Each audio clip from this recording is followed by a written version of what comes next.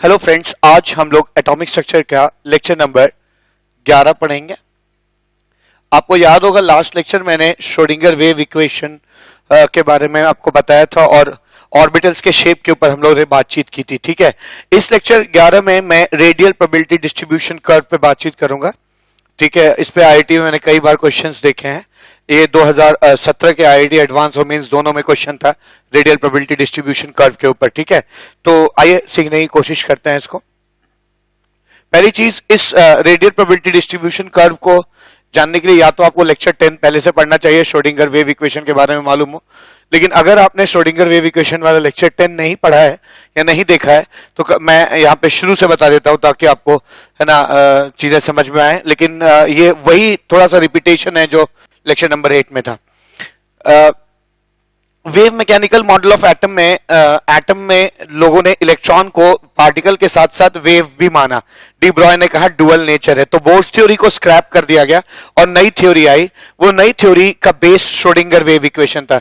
Schrodinger wave equation ऐसा होता है del two psi by del x square plus del two psi by del y square plus del two psi by del z square plus 8 pi square m E minus P by h square psi is equal to 0। इसको आप Schrodinger wave equation कहते हैं, हम सब जानते हैं इसको। जहां M जो है ये मास ऑफ इलेक्ट्रॉन है, मास ऑफ इलेक्ट्रॉन हो जाएगा, और H जो है वो प्लैंक्स कांस्टेंट है, प्लैंक्स कांस्टेंट है, ये सब मैं बता चुका हूं।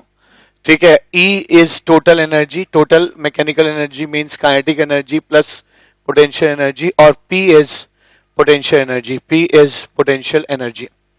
ठीक है, साई को वेव फंक्शन कहते हैं, Sai is called wave function. ठीक है, wave function. Schrodinger wave equation एक सेकेंड ऑर्डर है ना, सेकेंड ऑर्डर फर्स्ट डिग्री, क्योंकि पावर 1 है तो first degree partial differential equation है जिसका सॉल्यूशन वेव फंक्शन देता है।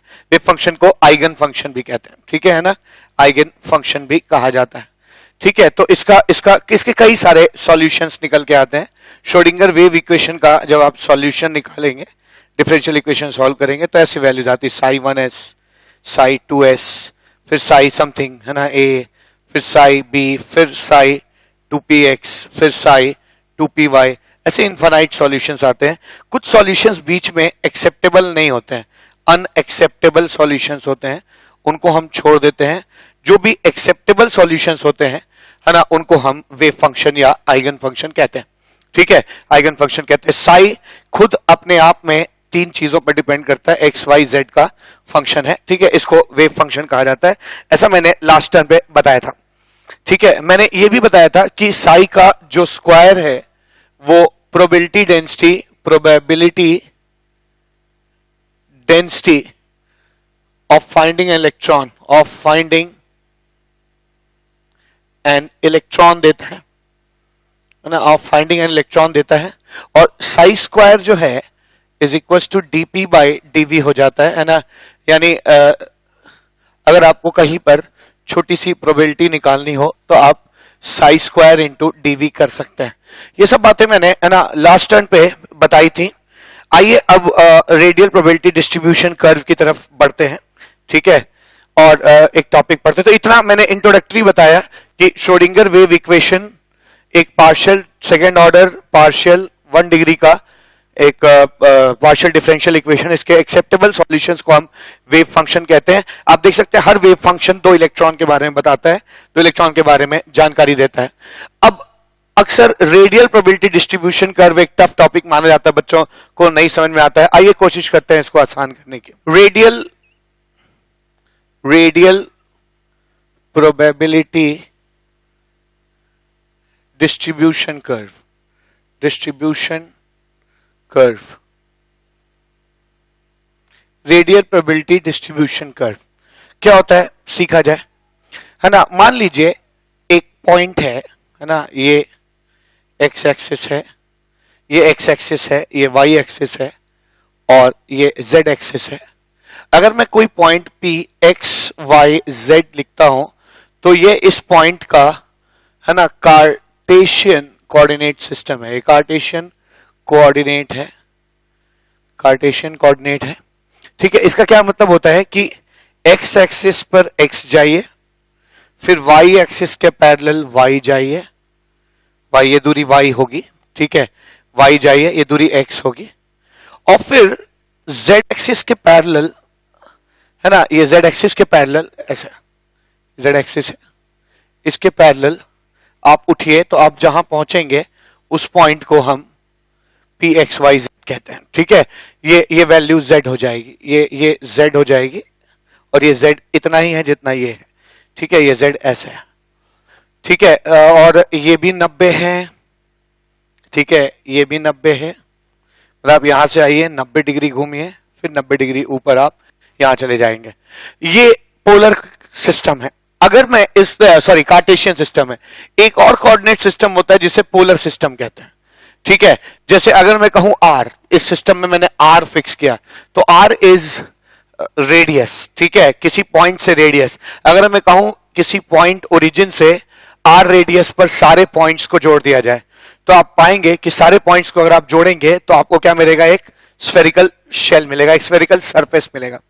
अब मैं अगला केस क्या करता हूं कि नहीं, आर रेडियस तो है ही है, साथ में वर्टिकल से जो एंगल बन रहा है, वर्टिकल से एंगल जो बनता है उसे अजीमुथल एंगल कहते हैं, अजीमुथल एंगल भी फिक्स कर दीजिए। ठीक है, अजीमुथल एंगल भी फिक्स कर दिया जाए। अब होता क्या है, अगर आपका अजीमुथल एंगल फिक्स हो गया, ये वर्टिकल से ये एंगल फिक्स हो गया, अगर ये वर्टिकल है और इससे ये एंगल फिक्स हो गया और रेडियस आर ही रहेगा, अब अगर आप सारे पॉइंट्स को जोड़ेंगे तो ये सारे पॉइंट्स इसी एंगल को मेंटेन करते हुए जब ये मार्कर लिखना शुरू करेगा तो मुझे लगता है कि, है ना, एंगल हर बार थीटा है, एंगल हर बार फाई है, फाई यहां भी फाई है। अगर ये मार्कर ऐसे घूमेगा तो मुझे लगता है कि ये जो लिखेगा वो सर्कल होगा। ठीक है, यानी अगर आर डिस्टेंस पर वर्टिकल से फाई एंगल बनाते समय आर दूरी पर जो भी सारे पॉइंट्स होंगे वो आपके एक सर्कल बनाएंगे। ठीक है, एक सर्कल सा बनाएंगे। अब एक काम करिए, इस रेडियस जो है इसका जो प्रोजेक्शन है, परछाई है, इसका भी एंगल एक्स एक्सिस से फिक्स कर दीजिए, थीटा। थीटा थीटा आपने फिक्स कर दिया, है ना। अगर आप ना ऐसे कर सकते हैं कि भाई ये आर रेडियस है, एंगल भी फाई है, और एक्स एक्सिस से इसकी परछाई का एंगल भी एक्स एक्सिस से थीटा हो गया, फिक्स हो गया। अब क्या होगा, अगर आप इसको घुमाएंगे तो इसकी परछाई भी घूम जाएगी तो एंगल बदल जाएगा, एंगल बदल जाएगा तो थीटा फिक्स नहीं रहेगा। इसलिए इसका थीटा फिक्स रहे, इसके लिए इसका थीटा एक्स एक्सिस से फिक्स रहे। देखिए ये जेड एक्सिस है, ये एक्स एक्सिस है, और ये कोई आर रेडियस का वेक्टर है। ठीक है, आर रेडियस वेक्टर, इसकी एक परछाई यहां आएगी। अगर मैंने कहा आर रेडियस तो ये हो गया फिक्स, फाई कहा तो वर्टिकल एंगल फिक्स हो गया, और इसकी जो परछाई होती है, इसका अगर आप एक्स एक्सिस से इसकी परछाई भी क्या करिए, परछाई का भी एंगल फिक्स कर दीजिए, तो इसकी परछाई हिल नहीं सकती, यानी ये नहीं हिल सकता। यानी अगर आप ये तीनों चीज फिक्स कर देंगे, आर फाई थीटा, तो आपको जो चीज मिलेगी वो पॉइंट मिलेगा। ठीक है, पॉइंट मिलेगा। तो ये भी जब भी आपको पॉइंट मिले वो एक कोऑर्डिनेट सिस्टम है। इस कोऑर्डिनेट सिस्टम को हम पोलर कोऑर्डिनेट सिस्टम कहते हैं, है ना। It is called polar coordinate system, polar coordinate system कहा जाता है। तो किसी भी पॉइंट तक पहुंचने के दो रास्ते हैं, या तो एक्स वाई और जेड करके आप पहुंच जाइए, या फिर उस पॉइंट तक पहुंचने के लिए आप कहिए कि मैं आर फिक्स करता हूं, वर्टिकल से एंगल फिक्स करता हूं, और इस आर की जो परछाई होगी उसका एक्स एक्सिस से थीटा फिक्स करता हूं। अब चूंकि परछाई फिक्स हो गई, हिल नहीं सकता, तो ये आर जो है, ये जो वेक्टर है, ये भी हिल नहीं सकता। और अगर ये नहीं हिलेगा तो ये फिक्स रहेगा। ठीक है, तो एक पॉइंट को बताएगा।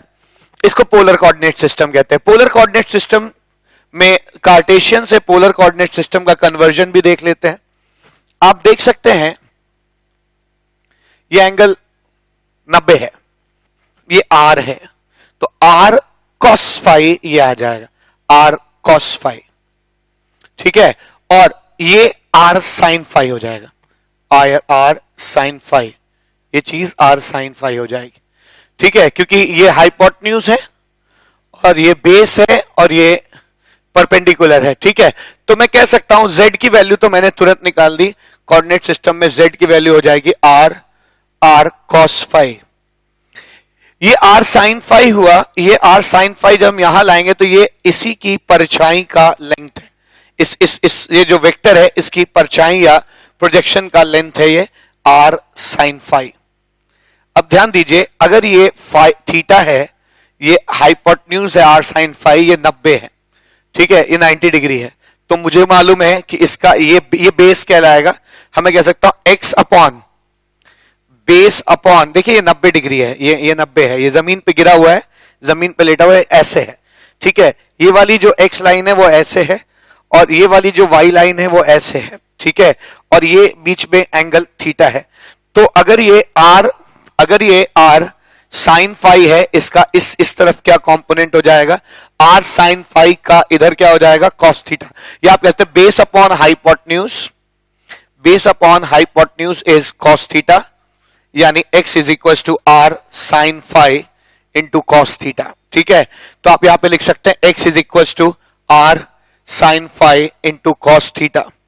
और इसी तरह से आप y भी निकाल सकते हैं, है ना, y upon perpendicular upon r sine phi, y upon r sine phi is equal to sine theta, y is equal to r sine phi into sine theta, ठीक है।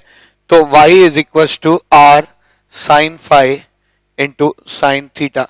तो ये पोलर कोऑर्डिनेट से कार्टेशियन कोऑर्डिनेट का conversion हो गया, ठीक है, कन्वर्जन हो गया। अब जब भी तो लोगों ने किया क्या, पोलर सिस्टम में जो वेव फंक्शन था उसको कार्टेशियन कोऑर्डिनेट सिस्टम में, देखिए यहां पर कार्टेशियन कोऑर्डिनेट को पोलर कोऑर्डिनेट में कैसे कन्वर्ट किया जाए ये मैंने बता दिया।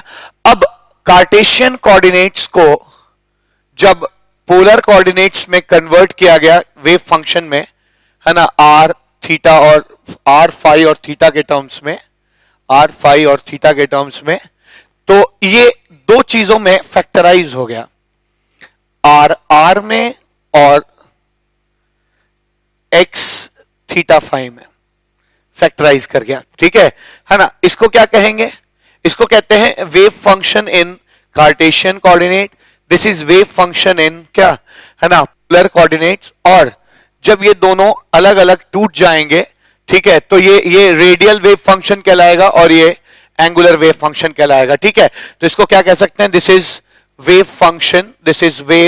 Function in Cartesian coordinate system, Cartesian coordinate system, this is wave function in polar coordinate system में है। तथा ये जो वेव फंक्शन आया, ये पूरे वेव फंक्शन का रेडियल पार्ट है, रेडियल वेव फंक्शन जो सिर्फ रेडियस पर डिपेंड करता है, रेडियल वेव फंक्शन। और इसको कहते हैं एंगुलर वेव फंक्शन जो सिर्फ और सिर्फ, है ना, एंगल पर डिपेंड करता है, एंगुलर वेव फंक्शन कहा जाता है, ठीक है।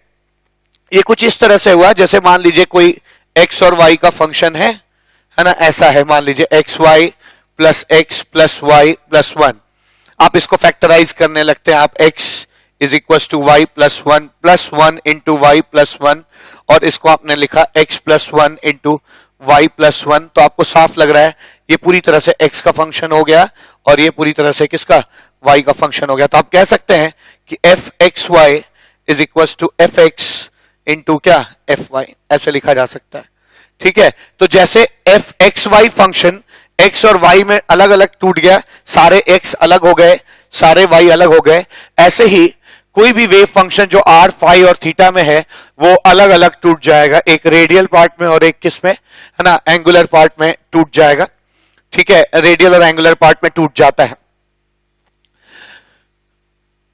ऐसा हो जाएगा। अब फिर यहां पर सीखने वाली बात क्या है, तो मैंने अब तक आपको कुछ भी नहीं बताया, अभी रेडियल प्रोबेबिलिटी डिस्ट्रीब्यूशन कर्व शुरू नहीं हुआ, है ना, मैंने प्लॉट नहीं किया, मैंने अभी सिखाया आपको कि किसी भी पॉइंट को दो कोऑर्डिनेट सिस्टम में रख सकते हैं, एक कार्टेशियन कोऑर्डिनेट सिस्टम, एक पोलर कोऑर्डिनेट सिस्टम, ये उसका कन्वर्जन है।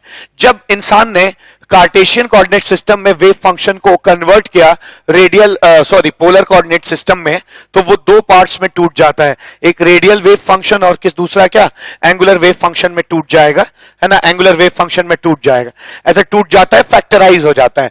पहले ये अलग अलग नहीं था, लेकिन ये अब रेडियल अलग और एंगुलर अलग हो जाता है। अब ध्यान देने वाली बात है, psi square x y z क्या देता है ना, देता है प्रोबेबिलिटी डेंसिटी फंक्शन है, ये प्रोबेबिलिटी डेंसिटी फंक्शन है, ठीक है। अब इसको देखिए, साई के स्क्वायर को प्रोबेबिलिटी डेंसिटी फंक्शन कहते हैं। आपको याद होगा, भी मैंने थोड़ी देर पहले इसको डीपी बाई डीवी लिखा है, ठीक है। लेकिन जब इसको कार्टेशियन को पोलर में कन्वर्ट करेंगे और ये दोनों अलग अलग हो जाएगा, अब इसको हम लोग क्या कहेंगे, इसके स्क्वायर को कहेंगे radial probability density function, radial probability है ना, प्रोबेबिलिटी डेंसिटी फंक्शन कहा जाएगा। ऐसे ही एक्स स्क्वायर थीटा फाई जो है वो एंगुलर प्रोबेबिलिटी डेंसिटी फंक्शन हो जाएगा, एंगुलर प्रोबेबिलिटी डेंसिटी फंक्शन। तो अब हमारी प्रोबेबिलिटी दो पार्ट्स में टूट गई है, एक न्यूक्लियस से रेडियली जाने पे बाहर इलेक्ट्रॉन के पाए जाने की प्रोबेबिलिटी ये बताएगा, और किसी एंगल पर घूमने पर इलेक्ट्रॉन के पाए जाने की प्रोबेबिलिटी ये बताएगा, ठीक है। तो आइए हम लोग रेडियल प्रोबेबिलिटी की तरफ बढ़ते हैं और इसको जानने की कोशिश करते हैं कि क्या देता है। रेडियल प्रोबेबिलिटी, रेडियली एक न्यूक्लियस से बाहर निकलते समय इलेक्ट्रॉन के पाए जाने की प्रोबेबिलिटी कैलकुलेट करते हैं। आइए अब इलेक्ट्रॉन के पाए जाने की प्रोबेबिलिटी रेडियली कैलकुलेट करते हैं। ये न्यूक्लियस है, इस न्यूक्लियस से r डिस्टेंस जाने पर, इस न्यूक्लियस से r डिस्टेंस जाने पर एक छोटा सा dr स्ट्रिप अज्यूम कीजिए, ठीक है, dr लेंथ का एक स्ट्रिप अज्यूम कीजिए, dr, है ना। अब इस छोटे से देखिए एक स्फीयर है, फिर उसके ऊपर एक और स्फेरिकल शेल ले लीजिए, छोटी सी जो जगह बचती है इसमें इलेक्ट्रॉन के पाए जाने की प्रोबेबिलिटी हम कैलकुलेट करेंगे, है ना, रेडियल प्रोबेबिलिटी कहते हैं इसको, ठीक है। रेडियल प्रोबेबिलिटी कैलकुलेट करने की कोशिश करेंगे। इस इलाके में छोटी सी प्रोबेबिलिटी जो होगी वो होगी radial probability density function into छोटा सा वॉल्यूम, ठीक है। ऐसे लिख सकते हैं, dp is equal to r square r into dv, dp is equal to r square r into dv को क्या लिख सकते हैं, देखिए इस वॉल्यूम के अंदर मैं इलेक्ट्रॉन, इस छोटे से वॉल्यूम के अंदर इलेक्ट्रॉन को खोजने की कोशिश कर रहा हूं।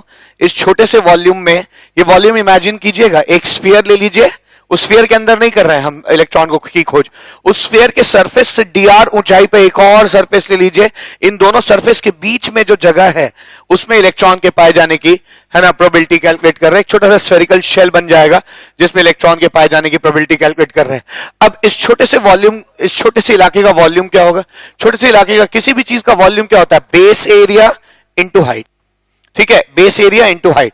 बेस एरिया कितना है इसका बेस एरिया हो जाएगा 4 पाई r स्क्वायर, ठीक है, और इंटू हाइट क्या हो जाएगा, dr, तो ये हो जाएगा 4 pi r square into dr, ठीक है, ये हो जाएगा, यानी dv हो जाएगा 4 pi r square into dr। ये छोटी सी प्रोबेबिलिटी हो जाएगी, dp is equal to r square r into 4 pi r square dr। अब अगर ये छोटी सी प्रोबेबिलिटी है तो कंप्लीट प्रोबेबिलिटी, रेडियल प्रोबेबिलिटी, ध्यान रखिएगा, ये रेडियल प्रोबेबिलिटी का मतलब होता है न्यूक्लियस से बाहर की तरफ जाते वक्त इलेक्ट्रॉन के पाए जाने की प्रोबेबिलिटी को हम लोग कैलकुलेट कर रहे हैं, ठीक है। तो रेडियल प्रोबेबिलिटी जो आएगी वो इस छोटी सी प्रोबेबिलिटी का इंटीग्रेशन करके आएगी। आपकी मर्जी है आप कितनी दूरी तक प्रोबेबिलिटी चेक करना चाहते हैं, 0 से r तक चेक करना, आप इंटीग्रेट कर देंगे। p is equal to integration 0 to r square r into 4 pi r square into dr, ठीक है, ऐसे लिख सकते हैं, ठीक है। अब ये एक नया फंक्शन मिल गया, तो अब मैं कह सकता हूं r क्या है, r है रेडियल वेव फंक्शन, और हम लोग r वर्सेस r ग्राफ आज प्लॉट करने की कोशिश करेंगे, क्योंकि हमारा मूड ही कर्व्स प्लॉट करने का है, ठीक है। ढेर सारे कर्व्स प्लॉट करना सिखाऊंगा मैं आपको, ठीक है। ऐसे ही r स्क्वायर r जो है वो रेडियल प्रोबेबिलिटी डेंसिटी फंक्शन है, डेंसिटी फंक्शन है, रेडियल प्रोबेबिलिटी डेंसिटी फंक्शन है, तो आर स्क्वायर आर, ठीक है, तो हम R square are versus are का भी ग्राफ प्लॉट करना सीखेंगे, ठीक है। और अभी अभी हमें एक रेडियल प्रोबेबिलिटी डिस्ट्रीब्यूशन फंक्शन में मिला है, R square are into 4 pi are square को कहते हैं रेडियल प्रोबेबिलिटी, है ना, प्रोबेबिलिटी डिस्ट्रीब्यूशन फंक्शन, ठीक है, डिस्ट्रीब्यूशन फंक्शन कहते हैं, रेडियल प्रोबेबिलिटी डिस्ट्रीब्यूशन फंक्शन कहा जाता है।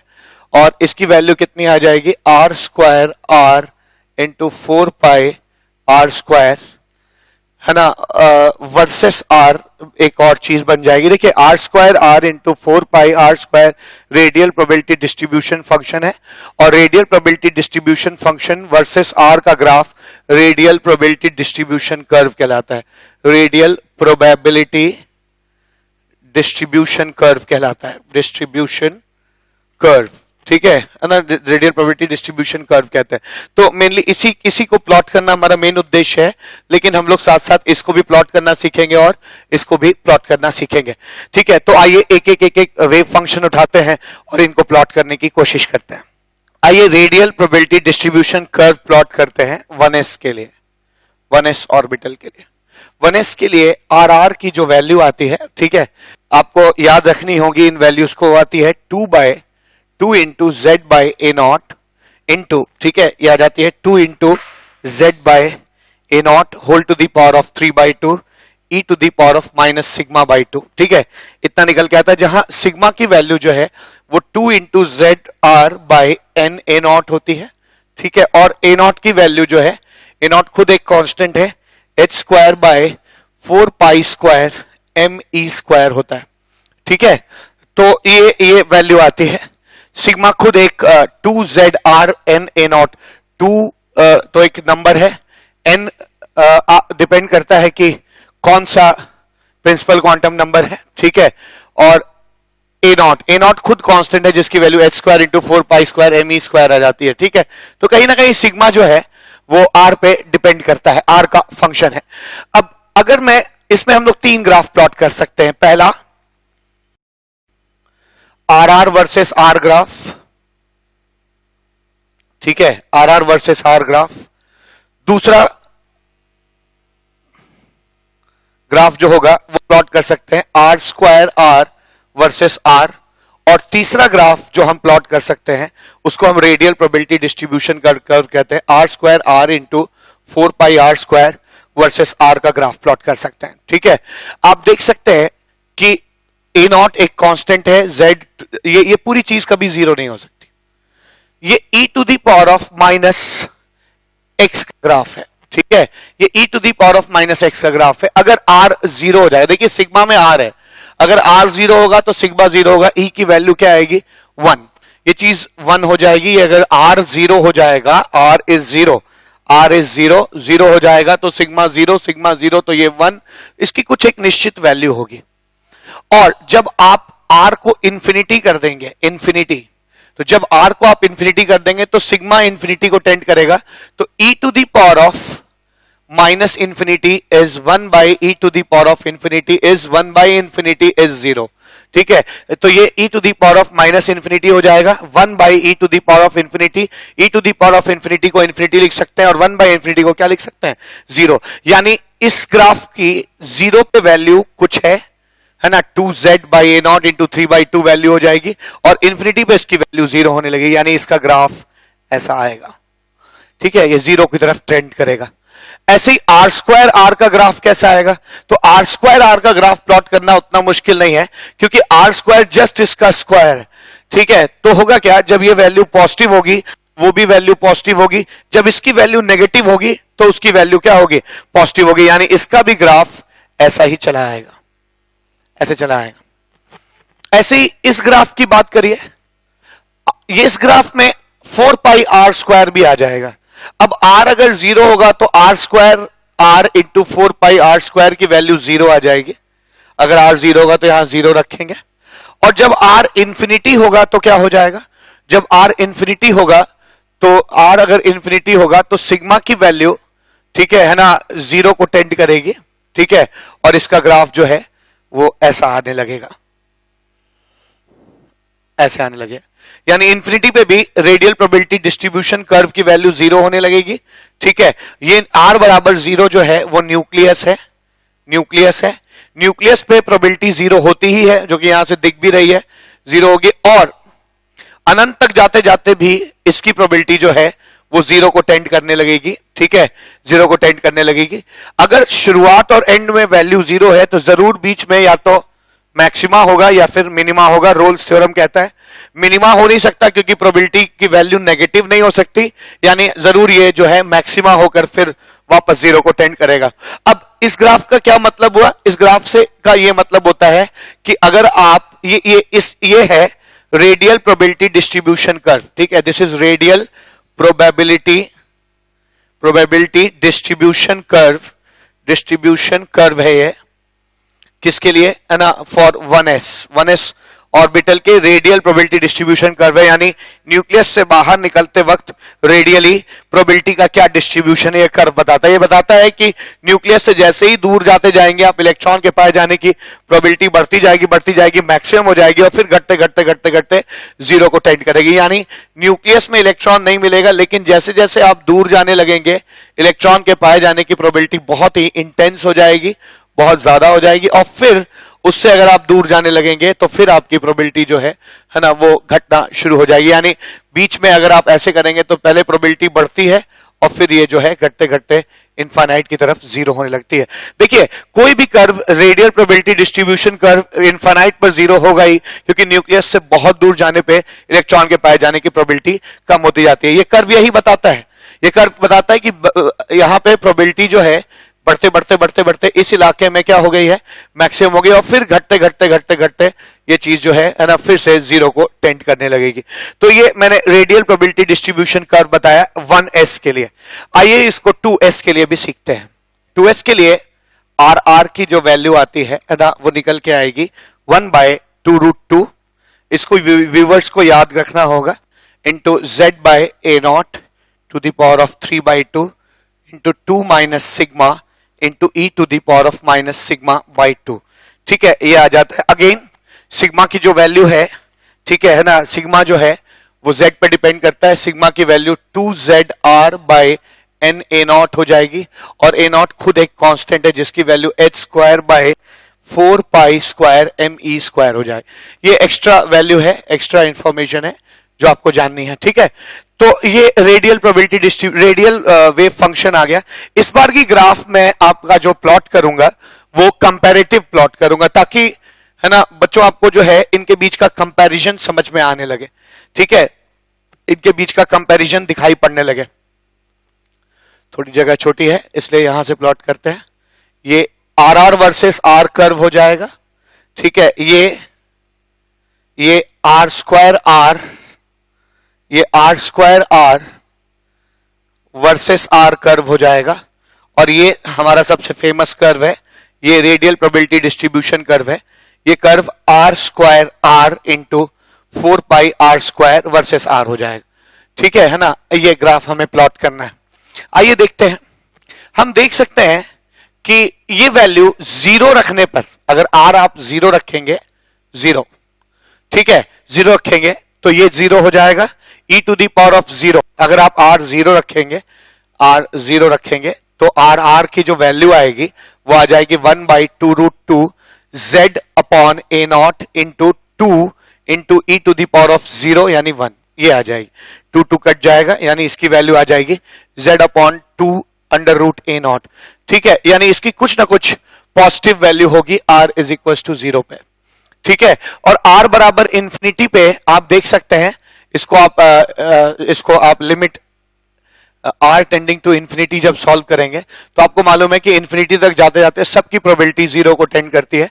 तो आप कह सकते हैं कि इसका ग्राफ कैसा आएगा, r वर्सेस r का ग्राफ भी ऐसा ही आएगा, ठीक है। हाँ, एक चीज है, इंफिनिटी की तरफ ये जीरो होगा, लेकिन एक दिक्कत है, ये इसका ग्राफ में मैंने थोड़ा सा गलती कर दी है, इसको प्लॉट करने बीच में एक वैल्यू ऐसी भी है जहां, है ना, जहां अगर 2 माइनस सिग्मा जीरो हो सकता है, यानी ऐसी वैल्यू जहां सिग्मा की वैल्यू 2 हो जाए, ठीक है, सिग्मा की वैल्यू 2 हो जाए, मतलब 2 is equals to 2z r बाई n a नॉट हो जाए, a नॉट, यानी ऐसा r का वैल्यू, r की वैल्यू अगर n a not by z हो जाए, ये r की एक ऐसी वैल्यू है जो हो जाएगी तो सिग्मा 2 हो जाएगा, सिग्मा 2 हो जाएगा तो 2 माइनस सिग्मा 0 हो सकता है, यानी इस r की वैल्यू के लिए, जो भी r है ना, ये r की value n a not by 2 है, इस r के वैल्यू के लिए इस r की वैल्यू 0 हो जाएगी। तो ये कर्व कैसे आएगा, ये कर्व ऐसे आएगा,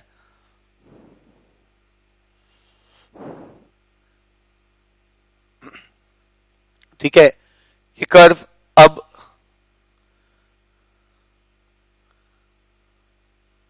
ऐसे आना शुरू हो जाएगा, ठीक है, इसको मैंने सही से प्लॉट नहीं किया, ये कर्व ऐसे आएगा, ये कर्व स्ट्रेट लाइन नहीं है, कर्व है, लेकिन इस वैल्यू पर ये 0 हो जाएगा, ठीक है, ये आर वर्सेस आर कर्व है। अब क्या होगा, अगला कर्व उठाइए, यहां पर आर स्क्वायर आर में क्या होगा, जब वैल्यू पॉजिटिव है तब ये तो पॉजिटिव ही रहेगा, लेकिन जब वैल्यू नेगेटिव होगी तो नेगेटिव का स्क्वायर, देखिए आर अगर नेगेटिव है तो नेगेटिव का स्क्वायर क्या आएगा, पॉजिटिव, तो जस्ट इसका मिरर इमेज इसका नेचर होगा ऐसे, ठीक है, ये r square are versus are का कर्व हो जाएगा, ठीक है। और अगर आप r square into 4 pi are square करेंगे तो इसका कर्व तो बहुत ही सिंपल होगा, चूंकि आर स्क्वायर आर यहां पर 0 हो रहा है, इसलिए ये वैल्यू भी यहां पर 0 होगी, 0 हो जाएगी।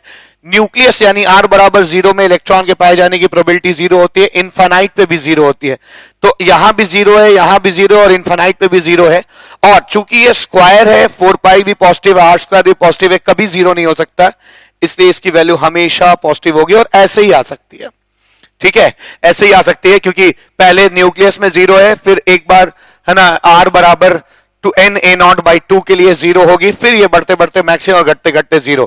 अब ये क्या पिक्चर, ये रेडियल प्रोबेबिलिटी डिस्ट्रीब्यूशन कर्व है 2s के लिए, अगर आप इसको आप ड्रॉ करके देखेंगे तो ये कुछ ऐसे आना चाहिए, क्या कि न्यूक्लियस से बाहर निकलते समय पहले इलेक्ट्रॉन की प्रोबेबिलिटी बढ़ेगी, है ना, न्यूक्लियस से निकलते समय बाहर इलेक्ट्रॉन की पाए जाने की प्रोबेबिलिटी बढ़ती जाएगी, बढ़ते बढ़ते बढ़ते बढ़ते एक जगह पर वो मैक्सिमम हो जाएगी, ये मैक्सिमम हो गई, ठीक है, यहां पे मैक्सिमम हो गई, फिर वो मैक्सिमम हो गई, फिर वो घटना शुरू करेगी, यानी फिर ये प्रोबेबिलिटी घटना शुरू कर जाएगी, और करते करते करते एक जगह आएगा जब इसकी प्रोबेबिलिटी लगभग 0 हो जाएगी, ठीक है ना, 0 हो जाएगी, फिर प्रोबेबिलिटी बढ़ना शुरू करेगी, है ना, ये वो इलाका है जहां 0 है, ये वो इलाका है जहां 0 है, फिर ये बढ़ना शुरू करेगा, बढ़ते बढ़ते बढ़ते बढ़ते बढ़ते, और फिर ये जाकर एक जगह पर ये फिर से मैक्सिमम हो जाएगा, ठीक है, मैक्सिमम हो जाएगा, आप एनसीईआरटी में देख सकते हैं, ये बहुत अच्छे से ड्रॉ किया हुआ है, और फिर ये घटना शुरू होगा और घटते घटते घटते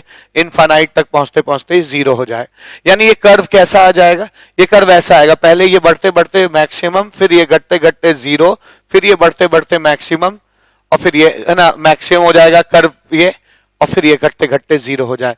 तो ये जो रेडियल प्रोबेबिलिटी डिस्ट्रीब्यूशन कर्व है, ठीक है ना, ये जो रेडियल प्रोबेबिलिटी डिस्ट्रीब्यूशन कर्व ये यही बताता है कि इलेक्ट्रॉन की प्रोबेबिलिटी का डिस्ट्रीब्यूशन क्या है। देखिए ये ग्राफ यहां पे प्लॉट नहीं करना चाहिए, लेकिन मैं इसी ग्राफ को इससे समझाने की कोशिश कर रहा हूं कि इसका मतलब क्या है कि न्यूक्लियस से निकलते पहले प्रोबेबिलिटी बढ़ते बढ़ते यहां पर मैक्सिमम होगी, फिर घटते घटते ये वो इलाका है जिसमें इलेक्ट्रॉन नहीं पाए जा रहे हैं, इस इलाके में, ठीक है, और फिर ये प्रोबेबिलिटी जो है बढ़ते बढ़ते बढ़ते यहां पर है ना मैक्सिमम हो जा रही है, और फिर ये घटते घटते घटते ये प्रोबेबिलिटी जो है ना लास्ट तक जाते जाते 0 को टेंड करना शुरू कर रही है, ठीक है, ये रेडियल प्रोबेबिलिटी डिस्ट्रीब्यूशन है 2s का। और हम देख सकते हैं न्यूक्लियस में तो खैर इलेक्ट्रॉन के पाए जाने की प्रोबेबिलिटी 0 होती है, और इनफाइनाइट पर भी 0 को टेंड करती है, यानी एक ही जगह है जहां श्योरिटी से 0 है ना, ये वो जगह है r, इस रेडियस को हम क्या कहते हैं, इस पॉइंट को क्या कहते हैं, नोड, यानी नोड कहा जाता है, ठीक है, तो अक्सर रेडियल नोड कहते हैं इसको, नोड। अगर आप यहां पर रेडियल वेव फंक्शन के जगह एंगुलर वेव फंक्शन ट्रीट कर रहे होते तो जो आपको नोड निकलता उसको हम एंगुलर नोड कहते हैं, ठीक है, उसको एंगुलर नोड कहा जाता है। तो ये रेडियल नोड है, रेडियल नोड कैसे कैलकुलेट किए जाते हैं मैं लास्ट में आपको फॉर्मूला दूंगा, मैं चाहता हूं कि पहले आप सारी चीजें समझ लें, उसके बाद जो है ना फॉर्मूले और वो चीजें बता दूंगा ताकि आप एग्जाम में जल्दी से कैलकुलेट कर सकें, ठीक है।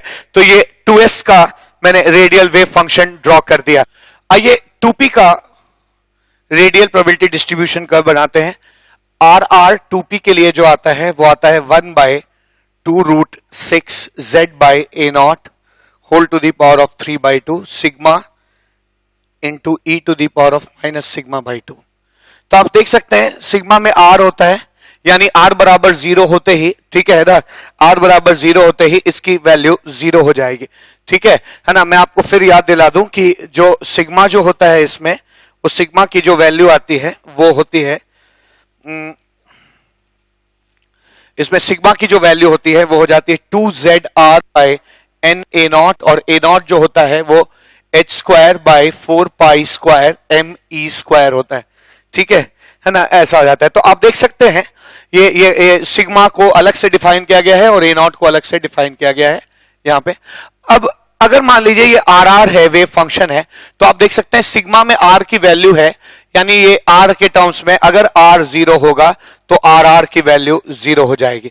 बाकी ये मुझे मालूम है कि बीच में ये कहीं भी 0 नहीं हो रहा, क्योंकि e to the power of minus x कभी 0 नहीं होता। हाँ, तो r बराबर इंफिनिटी पे आर आर की वैल्यू भी, r जब इंफिनिटी को टेंड करता है तो आर आर की वैल्यू भी इंफिनिटी को टेंड करती है। तो अब इसका डिस्ट्रीब्यूशन कर्व निकालना उतना मुश्किल काम नहीं है। अगर आप आर आर वर्सेस आर निकालते हैं, ठीक है ना, r square are versus r निकालते हैं, r square are versus r निकालते हैं, या r square 4 pi square pi are square into r into 4 pi are square versus r निकालते हैं, तो आप पाएंगे इनका ग्राफ कैसा आएगा। आर 0 पे भी 0 है, इंफिनिटी पे भी 0, और बीच में कहीं भी 0 नहीं हो रहा है, वैल्यू बीच में कहीं 0 नहीं होती है, यानी ये कर्व ऐसा आएगा, ठीक है। ध्यान देने की जरूरत है कि जितने भी एस के कर्व थे वो सारे कर्व ऊपर से शुरू हो रहे थे, और जितने भी पी के कर्व है वो यहां से शुरू हो रहे हैं, है ना, यहां पे इनकी वैल्यू 0 आ जाती है, आर बराबर 0 रखने पे इनकी वैल्यू 0 आ जाएगी। ऐसे ही ये भी ऐसा ही आ जाएगा, और आर स्क्वायर आर भी ऐसा ही आ जाएगा, तीनों कर्व ऐसे होंगे। इसी का ये स्क्वायर है, और रेडियल प्रोबेबिलिटी डिस्ट्रीब्यूशन कर्व में तो मुझे मालूम है कि न्यूक्लियस पर नोड होता है जिसको गिनते नहीं है ना, वहां पे इलेक्ट्रॉन के पाए जाने की प्रोबेबिलिटी होती है, और इनफाइनाइट पे भी 0 होता है। बीच में चूंकि इसकी प्रोबेबिलिटी शुरू में 0 नहीं हो रही, तो इसकी भी 0 नहीं हो जाएगी होगी, तो ये 2p का कर्व हो गया। तो आज मैं आपको अब फॉर्मूला दे देता हूं। रेडियल नोड जो होते हैं वो होते हैं n माइनस एल माइनस 1, ठीक है ना, जहां n प्रिंसिपल क्वांटम नंबर है और l अजीमुथल क्वांटम नंबर है। प्रिंसिपल क्वांटम नंबर तो यही हो जाता है, जैसे अब 2p में प्रिंसिपल क्वांटम नंबर जो है n की वैल्यू 2 हो जाएगी, ठीक है। और l की वैल्यू अगर आपको नहीं पता तो मैं बता दूं, l की वैल्यू ऐसे होती है, s ऑर्बिटल के लिए l की वैल्यू 0 होती है, p के लिए l की वैल्यू 1 होती है, d के लिए 2 होती है, और f के लिए, है ना, 3 हो जाएगी, ठीक है, ऐसा आ जाएगा। तो मैंने क्या सीखा यहां पे, रेडियल नोड निकल जाएगा ऐसे, है ना। आप इस केस के लिए लीजिए, 2p के लीजिए, रेडियल नोड कितने होंगे, रेडियल नोड हो जाएंगे n 2 है, माइनस p के लिए l की वैल्यू क्या है, 1 है, माइनस 1 0, ठीक है, 0 है, इसीलिए ये कर्व कहीं भी x एक्सिस को कट नहीं कर रहा। अगर कहीं पे नोड होंगे तो वो x एक्सिस को हमेशा कट करेगा। और आज के बाद अब ध्यान रखने की जरूरत है, ठीक है, आप सारे वेव फंक्शंस को याद रखिए, थोड़ा मुश्किल काम है, इसलिए अब जुगाड़ लगाते हैं। क्या जुगाड़ यह है कि रेडियल नोड इतना होगा, रेडियल नोड को स्फेरिकल नोड भी कहते हैं, स्फेरिकल नोड भी कहा जाता है, क्योंकि आप रेडियली अगर बाहर निकलते हैं तो एक स्फीयर बनता है, आर रेडियस पे एक स्फीयर, फिर उसके आगे आर रेडियस पे एक स्फीयर, तो इसको स्फेरिकल नोड भी कहते हैं, ठीक है। एंगुलर नोड जो होते हैं, एंगुलर नोड कैसे कैलकुलेट किए जाएंगे, एंगुलर नोड को एंगल में घूमने पर आप एक प्लेन में घूमते हैं, इसलिए एंगुलर नोड को आप प्लेनर नोड भी कह सकते हैं, प्लेनर नोड भी कहा जा सकता है। इसकी वैल्यू एल के बराबर होती है, ठीक है, एल के बराबर होती है। और अगर आप टोटल नोड निकालना चाहते हैं, टोटल नोड कितने होंगे किसी भी सबशेल में, तो आप इन दोनों को जोड़ दीजिए, n minus L minus 1 plus L, L gets cancelled out, total number of node will be n minus 1, ठीक है, n minus 1 total number of nodes आ जाएंगे। तो अभी हम लोगों ने इस फॉर्मूले के जरिए भी इस ग्राफ को रियलाइज किया। तो जरूरी नहीं कि अगर आपको सारे ग्राफ का सारे ऑर्बिटल्स का आपको ये रेडियल वेव फंक्शन याद हो, ये जरूरी नहीं है। अगर आपको याद नहीं है तो आप इस जुगाड़ का इस्तेमाल करिए, क्या आप रेडियल नोड की वैल्यू इससे कैलकुलेट कर लीजिए, ठीक। और दूसरी चीज नोटेबल बात क्या है, ये उनके लिए है जो उतना याद नहीं रखना चाहते हो, बहुत आसानी से प्लॉट कर सकते। पहली चीज, एस ऑर्बिटल का ग्राफ कभी भी है ना जीरो से नहीं शुरू होगा, ऊपर से शुरू होगा, ठीक है। S orbital curve will not be zero at r is equal to zero, ठीक है। और दूसरी चीज पी का ग्राफ कैसा हो जाएगा, ठीक है। बाकी सारे ग्राफ जितने भी आते हैं ना, एस के बाद पी डी एफ, वो सारे ग्राफ जो है ना, इसके बाद आपका चाहे वो पी हो जाए चाहे डी हो जाए या कोई भी ग्राफ हो, वो सारे ग्राफ है ना जीरो से शुरू होंगे, ठीक है। तो S orbital curve will not be zero at R बराबर zero, where S P D F etcetera orbital curves will start from zero, will start from zero at r is equals to zero, ठीक है। तो अब मैं सबके graph आपको है ना रेडियल वेव फंक्शन से ना प्लॉट करवा के, अब मैं इस जुगाड़ मेथड से प्लॉट करने की कोशिश करेंगे, दिमाग में बैठा लीजिए, ठीक है। एस ऑर्बिटल होगा तो वो जीरो होगा, जीरो नहीं होगा आर बराबर जीरो पे, बाकी सारे ऑर्बिटल जीरो होंगे आर बराबर जीरो पे, और कितनी बार कट करेंगे, जितने रेडियल नोड होंगे, ठीक है। मैं इस बात को डिमॉन्स्ट्रेट करता हूं। 2p हो गया, आइए 2p के बाद 3s प्लॉट करने की कोशिश करते हैं। 3s के लिए R R versus are graph, R square are versus are graph, R square are versus are graph, और 4 pi are square are versus are graph plot करेंगे। आपको मालूम है 3s है ना ये, तो 3s के लिए n minus l minus 1 node आ जाएगा। n कितना है 3, l कितना है, s के लिए l 0 होता है -1, यानी 2 नोड है। चूंकि ये s है तो ये ऊपर से शुरू होगा, इसकी वैल्यू 0 नहीं होगी, यहां मैंने लिखा है ना। s ऑर्बिटल अगर होगा, s orbital curve will not zero at r is equal to zero, r is equal to zero पे ये कभी जीरो नहीं होगा। और नोड कितने निकल के आए, 2 नोड निकल के आए, यानी ये x एक्सिस को 2 बार कट कर रहा है, और इनफाइनाइट पर इसकी वैल्यू 0 को टेंड करेगी, यानी ये 2 बार कैसे कट करेगा, 1 बार कट किया, 2 बार कट किया, और फिर ये इंफिनिटी की तरफ जाते वक्त ये 0 को टेंड करने लगेगा। हर कर्व इंफिनिटी पे जाते वक्त 0 को टेंड करेगा, ऐसा हो जाएगा, ठीक है। ये कर्व आ गया। अब आइए इसी कर्व को, अब मुझे देखिए रेडियल वेव फंक्शन की वैल्यूज नहीं पता है, तब भी मैं ग्राफ प्लॉट कर सकता हूं। तो एग्जाम में समय बचाने के लिए हम ऐसा कर सकते हैं, ठीक है, और एग्जाम में समय बच जाएगा, आप तुरंत ग्राफ्स को रिकॉग्नाइज कर लेंगे। R square are versus are graph कैसा होगा, पॉजिटिव वैल्यू के लिए पॉजिटिव ही आएगी, नेगेटिव वैल्यू के लिए भी पॉजिटिव आएगा। इसी को पलट लीजिए, इसी का मिरर इमेज ले लीजिए, और जो पॉजिटिव है उसके लिए तो पॉजिटिव रहेगा ही रहेगा, ठीक है। ये ग्राफ ऐसा आ जाता है, ये r square are versus are graph. जबकि रेडियल प्रोबेबिलिटी डिस्ट्रीब्यूशन कर्व कहां से शुरू होता है ना, मुझे मालूम है इसमें आर आ जाता है, इसलिए ये वाला कर्व हमेशा 0 से शुरू होगा, यहां से। ये भी यहां और यहां 0 होगा, क्योंकि ये आर स्क्वायर आर अगर 0 हो जाएगा तो इस पूरे की वैल्यू भी 0 आएगी, यानी आर स्क्वायर आर अगर यहां 0 है तो ये यहां 0 होगा, ठीक है। न्यूक्लियस, अच्छा ध्यान रखना है, ये और ये जो मैंने आज नियम बताए हैं, ये वाला कि s orbital will not be zero at r is equals to 0 and pdf orbitals curve will start from 0 at r is equal to 0, ये सिर्फ rr वर्सेस r ग्राफ के लिए है और r square r versus r graph के लिए है, ठीक है, r ग्राफ के लिए है। ध्यान देने वाली बात है, क्या मैं यहां लिख रहा हूं क्या कि अगर r square r into 4 pi r square versus r curve होगा, कर्व जो है will always be 0 at r बराबर 0, ठीक है। तो रेडियल प्रोबेबिलिटी डिस्ट्रीब्यूशन कर्व जो आता है, रेडियल प्रोबेबिलिटी डिस्ट्रीब्यूशन कर्व, इसकी वैल्यू r बराबर 0 पे हमेशा 0 होगी, क्योंकि इसमें r स्क्वायर r के साथ 4 पाई r स्क्वायर मल्टीप्लाइड है। अगर r की वैल्यू 0 हो जाएगी तो इस पूरे एक्सप्रेशन की वैल्यू 0 हो जाएगी, यानी ये कर्व कैसा आएगा, ये कर्व कैसा आएगा, ये कर्व ऐसा आ जाएगा, ऐसा ऐसे आ जाएगा, ठीक है। यानी 0 से शुरू होगा, फिर एक बार बढ़कर फिर 0 हो जाएगा, क्योंकि ये नोड है, फिर बढ़ के फिर जीरो हो जाएगा कि नोड है, फिर बढ़ के फिर जीरो हो जाएगा। हर बार ये जो प्रोबेबिलिटी है इलेक्ट्रॉन के पाए जाने की, उसकी पीक की वैल्यू हर बार बढ़ती जाएगी। ठीक है ना। आप कह सकते हैं इसमें दो नोड है, एक इस डिस्टेंस पे R1 डिस्टेंस पे नोड है और दूसरा नोड जो है R2 डिस्टेंस पे नोड है। हर बार इस प्रोबेबिलिटी की वैल्यू जो है वो बढ़ती जाएगी, यानी इलेक्ट्रॉन जो पाया जाएगा पिछले मैक्सिमा से ज्यादा प्रोबेबिलिटी उसकी होगी। ठीक है, ये 3s का रेडियल प्रोबेबिलिटी डिस्ट्रीब्यूशन कर्व हो गया।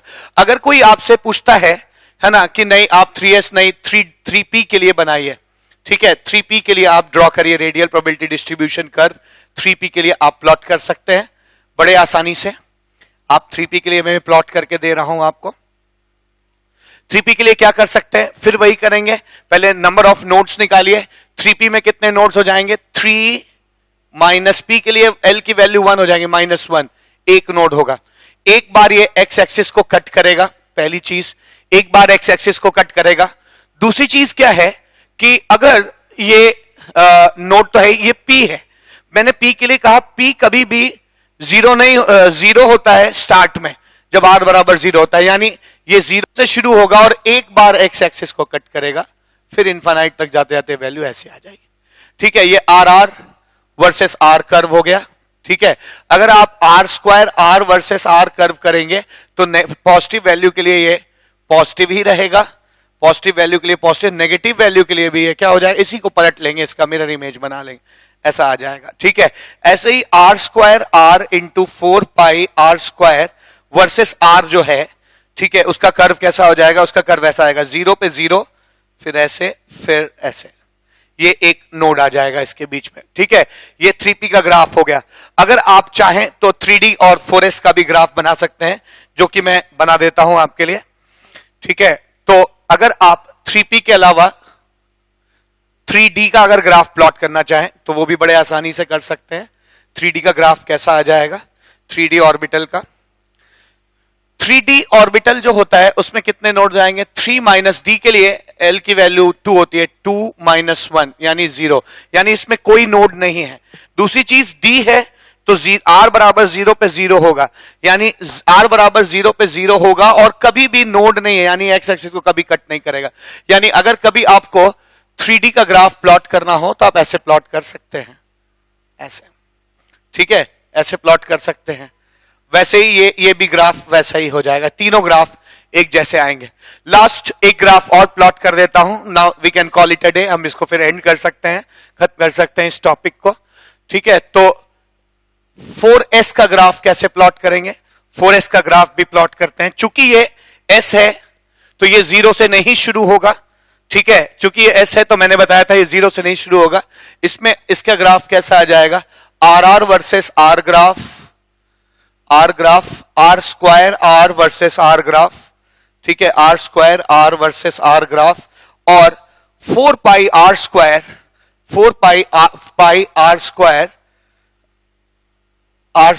Versus R graph, R² R versus R graph कैसा आ जाएगा, आप देख सकते हैं 4 के लिए है ना, नोड्स कैसे आ जाएंगे, n माइनस l, s के लिए l 0 होता है, -1, यानी यहां पे 3 नोड है, 3 नोड है और s है, इसलिए 0 से 0 पे 0 नहीं होगा, ये 3 बार x एक्सिस को कट करेगा, 1 2 3, और ये ग्राफ ऐसे आ जाएगा। ठीक है ना, ऐसे आएगा।